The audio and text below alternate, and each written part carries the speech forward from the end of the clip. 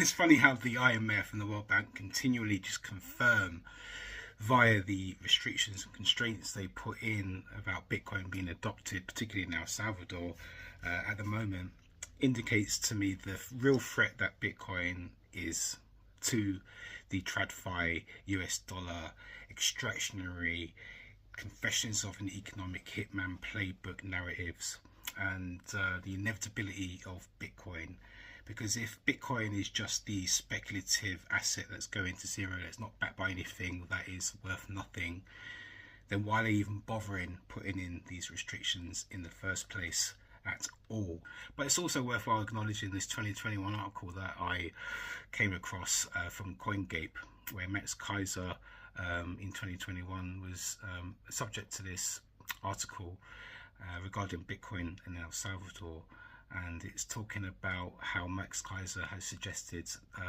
how to get rid of the IMF and their loans by floating Bitcoin volcano bonds backed by future Bitcoin mining revenues. In terms of Max Kaiser, what are you thinking about it all, Max? What are your thoughts and feelings about all this? And I think it's worthwhile digging into this and sort of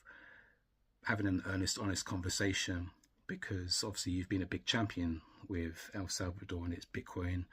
adoption. And there's been a lot of ground covered, a lot of things said over the time, and I think it's worthwhile having a regroup and a recheck in relation to this and having an honest, earnest conversation, because the truth is Bitcoin and its incentives and principles and fundamentals insist on truth. And if we can move towards as much truth as possible, the more aligned we are to Bitcoin and its principles and how it interacts with our values. And I think it's worth us Bitcoiners having to acknowledge that and have these earnest conversations, because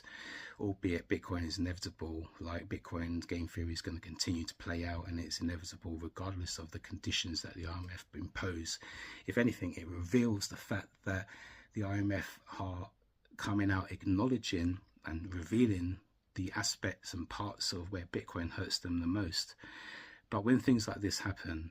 particularly when there is a strong kind of restriction on the use of Bitcoin, particularly El Salvador, because El Salvador's been long held up as an example of how Bitcoin works, and this whole IMF new loan and its conditions, albeit yes, reveals how Bitcoin hurts them and makes them irrelevant and redundant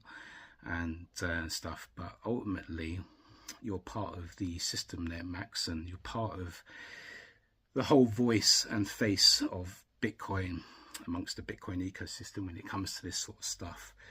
So I think it's worthwhile, when these things happen, we should sort of regroup, be honest, transparent, and try to align as much as we can towards the incentives and fundamentals and principles of Bitcoin and the whole don't trust, verify, seeking out the truth and working out where and understanding where Bitcoin finds its strength, and how we can use that by carrying the understanding of how Bitcoin's impact in the world is playing out over time, and for us to have a true understanding so we can see where the attacks have been and understand how it's impacted us as individuals, nation states, and those who are influential in the space who have championed these things, and whether or not we need to rethink and regroup and understand and learn from it in order to then move forward with. Because if we're just stuck into a repetitive narrative of sound bites that we rely on without expanding our understanding, expanding our language and our understanding, and evolving our sound bites, then we're not doing Bitcoin and its adoption any favors. We're just also slowing it down. So that's my thoughts. What do you think? Stay curious.